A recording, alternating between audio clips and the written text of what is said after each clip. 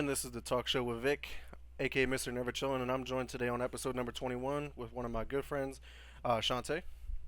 Hello. Thanks for joining me today, Shantey. Thank you for inviting me. Of course, of course. Got you out of your comfort zone a little bit by doing this, but we definitely appreciate you coming on to talk about your company, which we're going to get into here. But first off, let's go ahead and just introduce yourself to the Chill Zone community, like who you are, what do you do for a living, maybe like a fun fact or like something that's unique to you, anything like that. People ask me who I am a lot. So I'd say originally I would say I don't know, but I'm a mom, I'm a friend, I'm a fiance, I'm a sister, and I'm a daughter. I am a behavior coach for Lingostown Elementary. And a fun fact about myself is that I speak fluent Spanish. So I guess that's something cool about me. That's important though in this world, especially with Spanish. Being Spanish too. Spanish is the second language in the world. But yeah, let's definitely get into the reason why we're here though. We're gonna, like I mentioned about your company. Everyone can see it on the screen. Dash of Light. So what exactly is Dash of Light? It's named after my son, so it's a candle business that I just decided to start.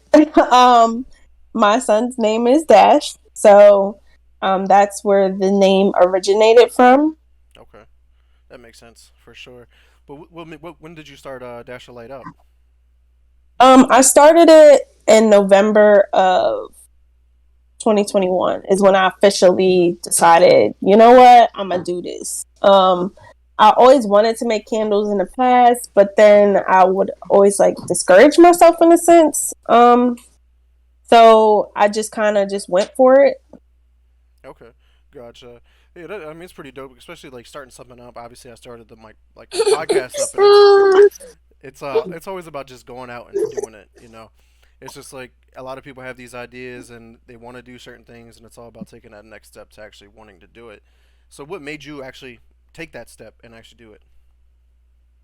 It was after I had my son, so I was pregnant, and then so that kind of also was like a damper on wanting to make the candles because I was like, well, I'm pregnant, I'm too tired, I don't feel like doing this. So, after I had my son, I think it was just a conversation that I had with my mom and my fiance, just like I really want to do this, I really want to do this, and I was like, so my mom actually helped me start it, so um, she bought me the like pretty much a starter kit in a sense, like a few Hmm. things that I would need to just see if I can do it. And I think that's kind of what pushed me since she purchased the stuff. I'm like, okay, well, let me really see if I can make the candles or just be creative with it.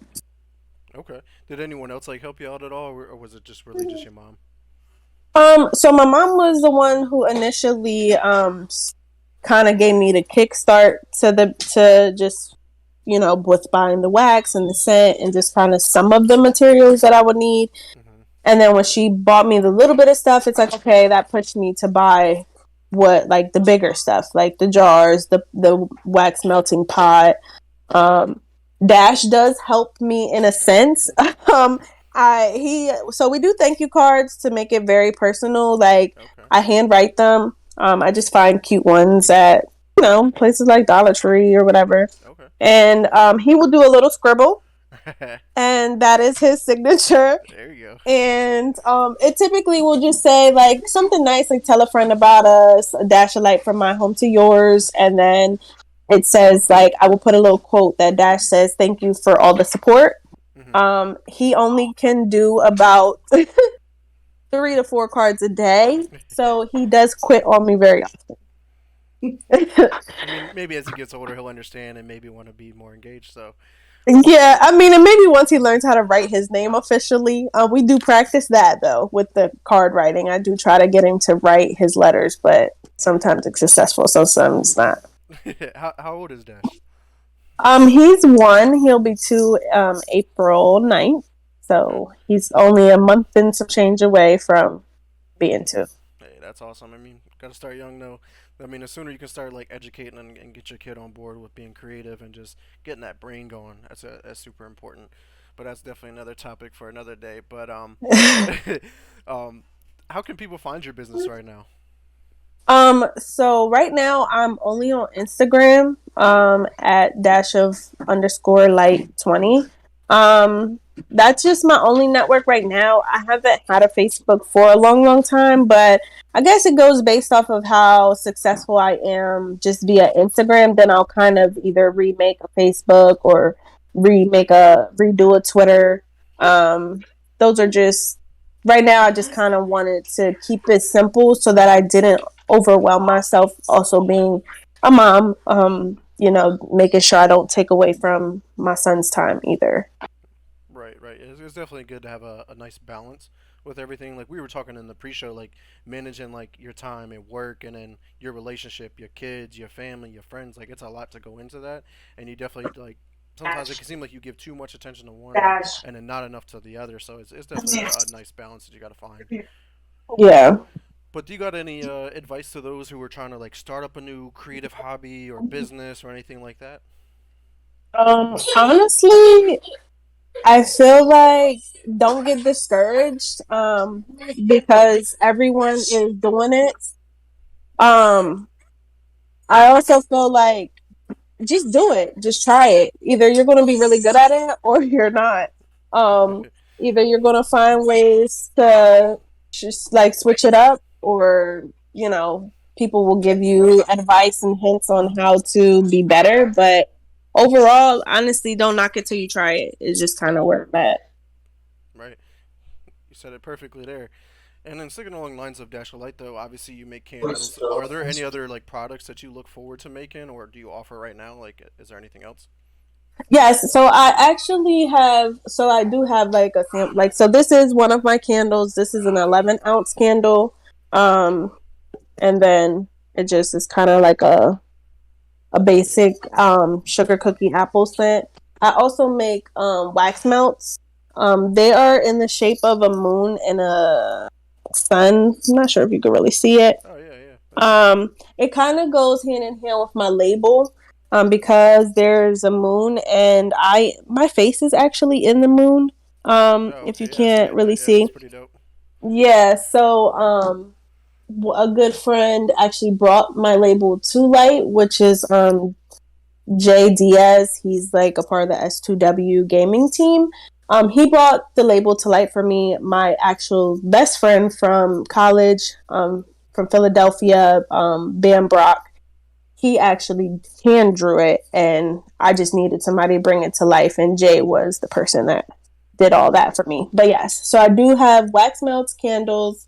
I also plan on doing like candlesticks, just for like dinner parties, and things like that. And I will say I'm the type of person that my creative mind, I get bored easily. So I'm always trying to find different stuff. So like April, I found these little um like a silicone mold to make the wax melt in the shape of bunny butts.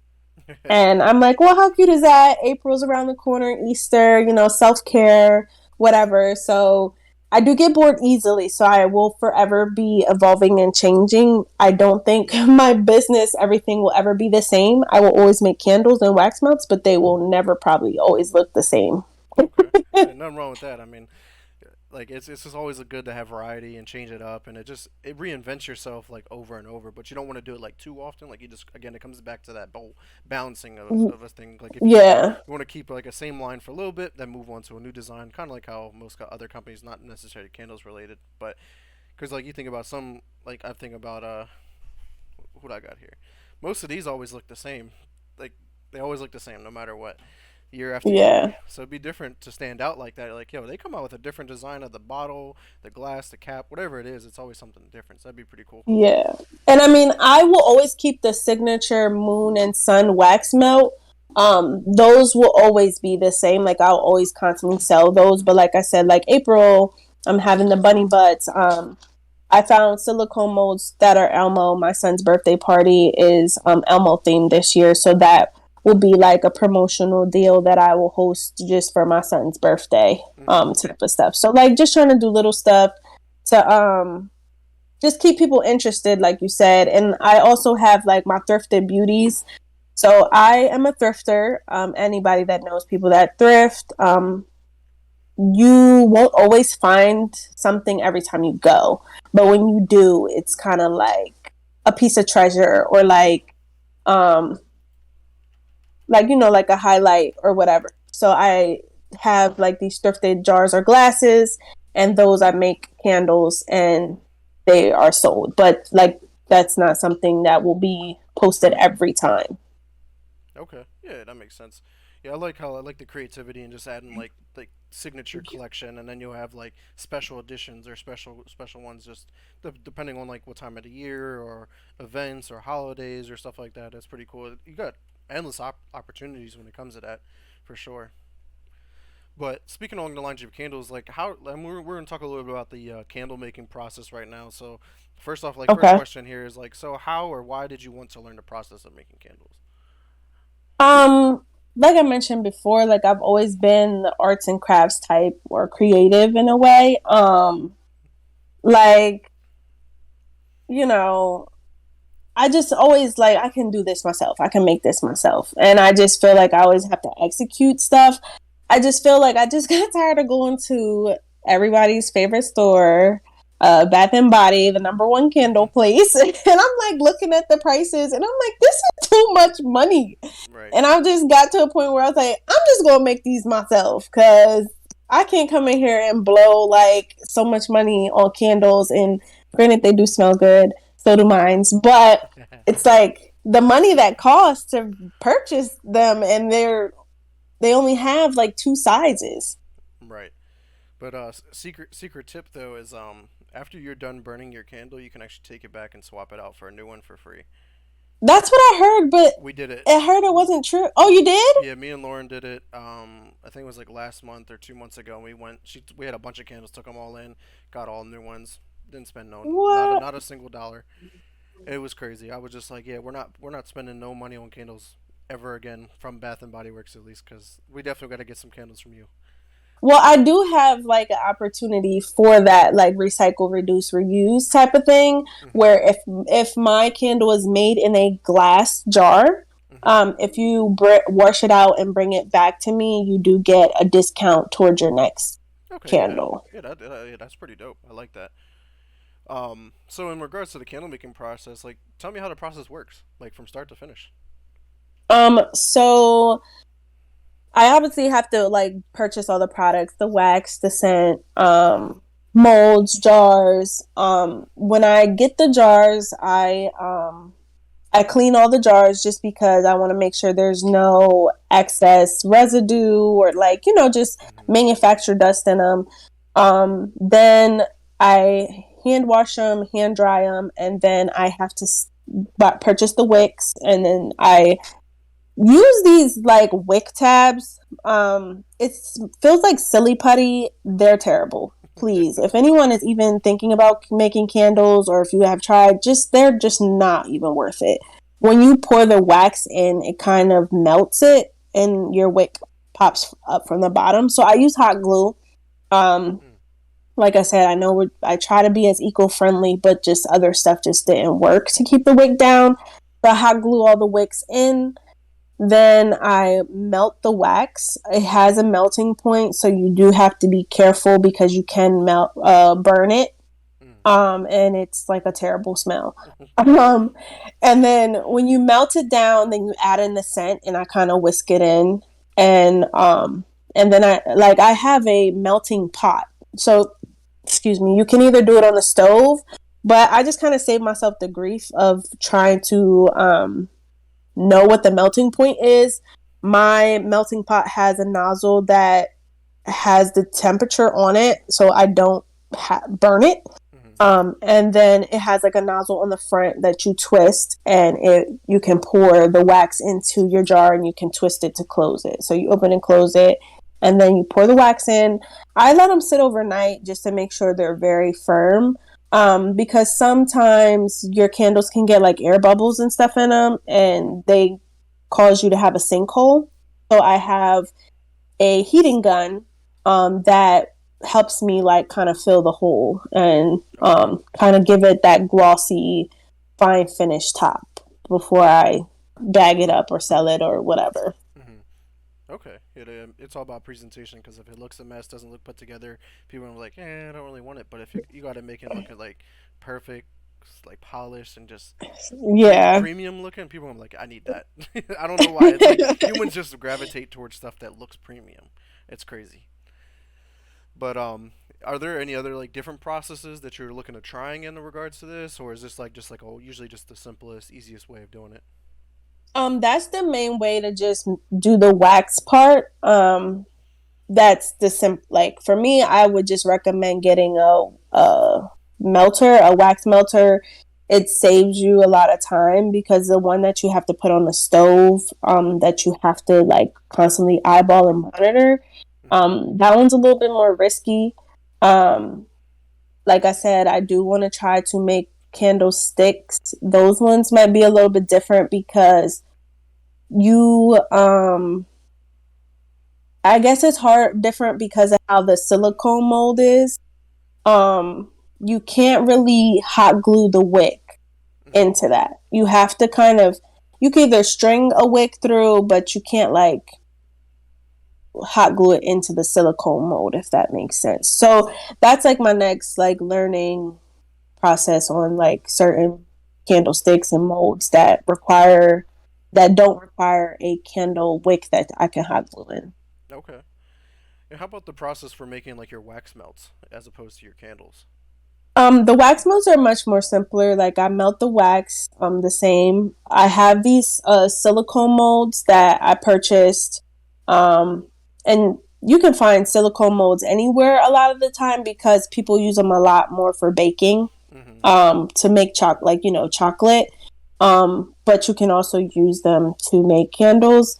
And I just fill them either with the nozzle or sometimes I'll pour it into like a little water cup and I would hand pour it in if it's like too small or if it has too much detail that if I just pour it with the nozzle, it could get messed up or overflow. Okay. But those one that's like simple, and then you just let it dry overnight, and you just pop it out of the mold, and it just looks how you want it. And you can go over with the heat gun to like get the more detail out of it, Hmm. or you can just kind of leave it as is. Okay. So how do these candles or the wax melts get the scents? Like how do you incorporate the scent into it, or even come up with the scent? So some scents you can buy that are already mixed in together, but I don't really like to do that. I kind of like to try to make my own scents. So they sell it's kind of like an oil or like even like an essential oil because some of my candles do have essential oils in them. So like for example, if I was to buy the lavender essential oil, you would just kind of pour it in the wax and then like I said, you whisk it in so that it can kind of mix well into the pot and kind of, I guess, in a sense, attach itself to the wax when you pour it in. Um, and you can buy the scents, off of certain websites sell like the scents. You can go to like your local craft stores. They usually hold some scents. That's kind of where I started at was the craft store Hmm. and just kind of buying stuff and just mixing it in like a potion. Like like just here, I'm gonna just put a little bit of this, a little bit of that, and see if it smells good. I also borrow my fiance's nose a lot in the kitchen. My mom's nose, she gets plenty samples. Um, those were like my first go to people. Like, smell this. Does this stink or does it smell good? So, I bet. Yeah, it sounds like it's definitely a lot of trial and error. Like you make something you're like, "Ooh, yes, this is awful," and then like you make something you're like, "Yo, this is it. This is the one." yeah. So that's definitely was trial and error. So how do you plan on like making your candles be better or become better? Like I mean, obviously, like there's always room for improvement. So like, how are ways that you're looking to improve your product?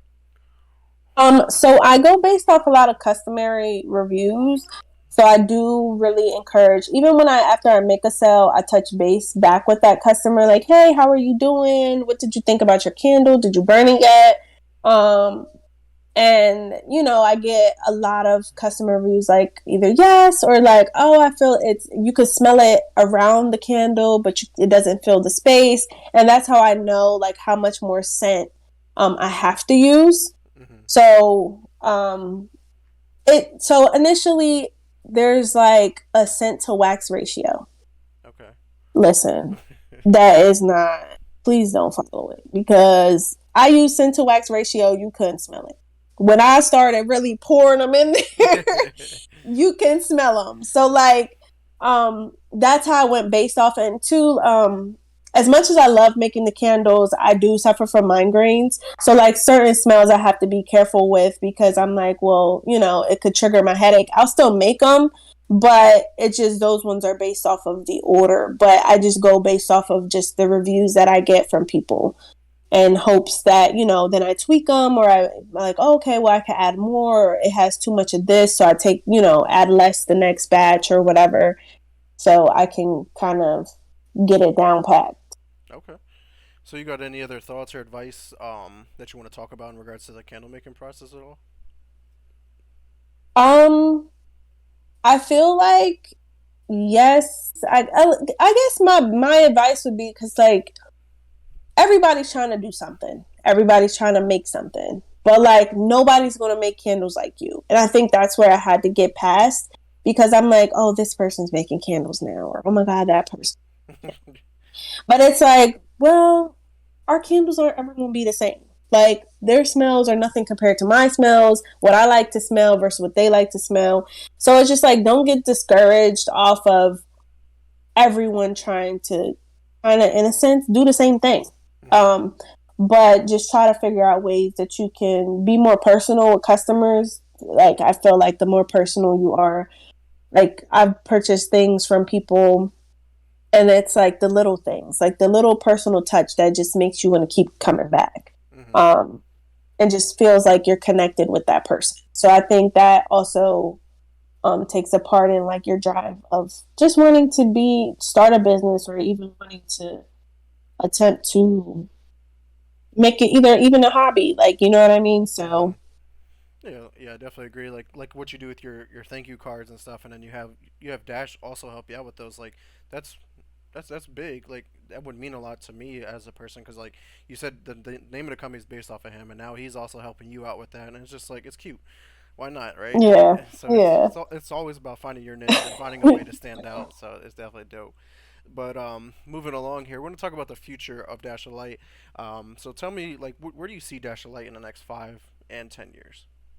Well, I mean, honestly, since I started small, I got, some little small stuff, like opening a business account is something that I definitely need to, like, because I just got my first big wedding order of 75 candles from a friend of mine who is a wedding planner for Blissful Bridal Services. Okay. So it's like, okay, well, now I got to take the next step of opening a business account. I also want to start shipping items. That is something that I kind of got to do my research more on. Like, is it better to just buy my own machine and ship it that way? Or like, do you have to weigh everything you have to weigh now? So like, how much, or am I going to do a flat rate, or is it going to be shipping based off of the weight of the candle? So there's like a lot of stuff I have to think about with that. Mm-hmm. And then I guess my big goal would be like collaborating with local businesses here in the 717, to get my product in small storefronts or small restaurant fronts, or whatever front it is. I'm trying to be there. um, and, set my son's savings account up, because initially I did start the business for him. Mm-hmm. So, just making sure that I'm doing my part for my son, and just helping friends and family in my community, finding ways to give back, whether it be friends, whether it be somebody that, is down and out. And it's like, I have this business, I made profit off this candle, here, pay this bill, or, your kid needs some Pampers, whatever. It's definitely going to be kid driven. Because as a parent, it's like you always need help. Now, whether or not you ask for it, that's different. But even when somebody, you don't ask for it and somebody blesses you in a way, it's just like, wow, like, so I just kind of want to give back. Okay. What's your end goal with Dash of Light?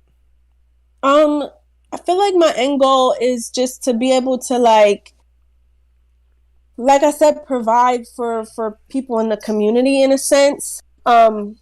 and just kind of be able to set my son up for success, like whether it be him wanting to take over my business, whether he wants to pay somebody to take over the business, because I mean, he might like candle making, he might not, but whatever he's into, just being able to um just pay it forward in a way, and just kind of, whether I'm like super big time superstar, great. If I'm not, that's okay too. If I'm small and local, that's fine too. 717, trying to stay, stay within my city and my community, and just trying to bring people out into the community, know these resources, know these people. I make candles, I can help you in any type of way, just simple stuff like that. Okay. So do you plan on opening up like shops or boutiques or anything like that? My hope would be to open up, just a small little quaint shop, like nothing too big like Bath and Body, but because my candles are hand poured, but something small would be nice. But if it wouldn't get to that point, like I said, I'm even okay with being into like small storefronts of other successful businesses, and just collaborating with, people, and just Hmm. being able to get back to them as well as myself. Right. You kind of like how Target does. Like Target like brings on like small business like that create different products and starts selling them within Target. I always thought that was pretty cool to put someone on a map like that in a big store like that too. Yeah. And then like other ways too is like you can obviously create a website that everyone can just have access to and just like anybody can access it all across the world. So then you wouldn't have to open up a shop. People can have that. So Yeah, that's on my list of things, but I was like, that's like a big, because when you got, it's because I feel like I went to SciTech, so I used to know how to make websites, but that ship has sailed, because if you don't use it, you lose it, and I lost it. So I would definitely have to pay somebody to do yeah. that, and those websites are not cheap to make. So it's definitely an investment that I want to also do, but I think baby steps will get me there initially. Yeah, for sure. Do you have any like plans for expansion? Like, do you want to get into like say colognes or perfumes or anything else like that? Um, No, I think I'm just kind of okay with just making the candles. As far as like expanding out of the 717, I do feel like I have those windows of opportunity. Like my aunts have like successful businesses in Dominican Republic. That's where my stepdad's family's from. So even if I could send some of my candles down there, and they can be sold, and I also have like family that have successful businesses in New York, and just being able to sell, like, in the Bronx where Mm-hmm. my family is initially from. um so that's kind of where I'm thinking. As far as perfumes and stuff, I like perfumes, but I don't see myself making perfumes, if that makes sense. No, yeah, for sure. It was just a thought I came actually just came up with. It wasn't even on our list here. But do you already like coordinate with other companies or businesses right now at all, or do you have plans to work with other people that are already lined up? I know you plan to so want to do it, but are you already talking to somebody? So I have some things in the works. So like, I do partner with S2W.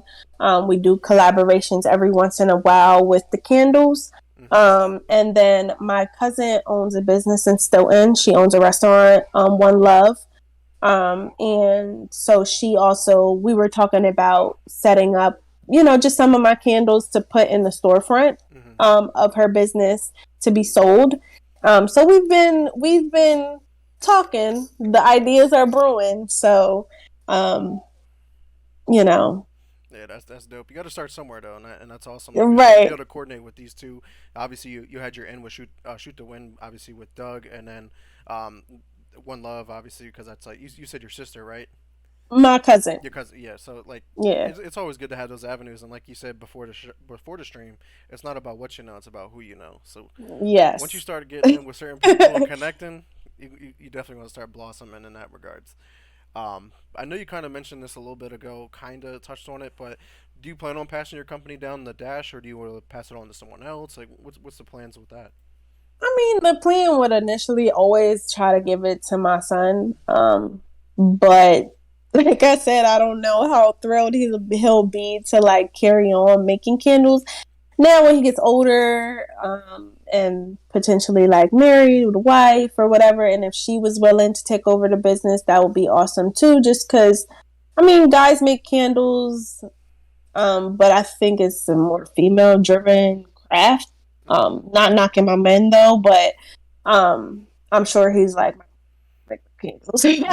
But I'll pay somebody to do it for me. So like if he wanted to do that, I just wanted definitely something that I want to keep in my family, whether it be a wife or like if he has children down the line, Mm-hmm. grandkid, whatever. Um, Definitely something I want to keep. Okay. So in regards to your success, though, how do you gauge your success right now? Is it just based off of like the reviews you're getting back? Or are you basing it off a dollar? Like how do you gauge this right now? So I do gauge it off of the profit that I make off of the candles as well as the customer reviews. As well as even the bigger orders. Like I have my big wedding order of the 75 candles. Like that's the most candles I've made since I've started Dash a Light. My first ever big order was of 30, and so I think the more bigger the orders, the more, profit that I make, and just kind of also off the customary reviews that I get back from people, is just kind of how I gauge off of the success of the business. Mm-hmm. Okay. Um, let's see here. You got any advice or any last thoughts in regards to your business or opening a business, the planning, anything like that? Um, I feel like you definitely have to be organized. Um, I have an order book. It's just kind of like just a little basic notebook that I just keep all my orders in. Making sure you double back on anything anybody orders, just like triple checking. Um, because like I said, I've made mistakes, you know what I mean? And I'm lucky that my mistakes were with friends and not so much a customer, because a friend can correct me, whereas a customer would be probably really mad.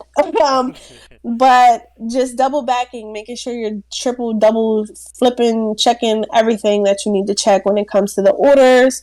Um, and I do try to keep my customers updated on certain stuff, like if I know I'm going to take a while, like when I moved, I updated all my customers on back orders that I had, like, hey, I just moved. And I mean, luckily I've had customers that are very understanding, in addition to just trying to make sure you make time for um your kids, if you have any. Like with Dash, I don't make my candles until after he goes to bed, Mm-hmm. because I don't want to take from his time.